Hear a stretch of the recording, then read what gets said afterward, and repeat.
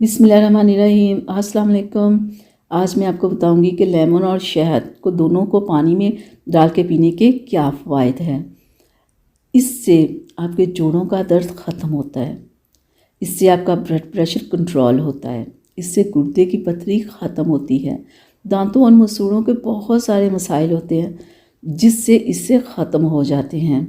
गले में जिन लोगों को ख़ारिश रहती है, हर वक्त गले की बहुत प्रॉब्लम रहती है, वो अगर इससे पीना शुरू कर दें तो उनकी ये प्रॉब्लम ख़त्म हो जाएगी।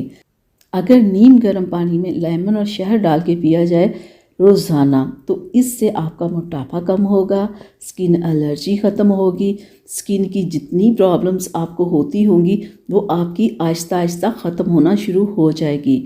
क्योंकि शहद और लेमन जब दोनों आपस में मिल जाते हैं, इन्हें जब इस्तेमाल किया जाता है तो स्किन की जितनी भी प्रॉब्लम्स होती हैं, दाग धब्बे, रंग काला, वो सारा कुछ ठीक हो जाता है।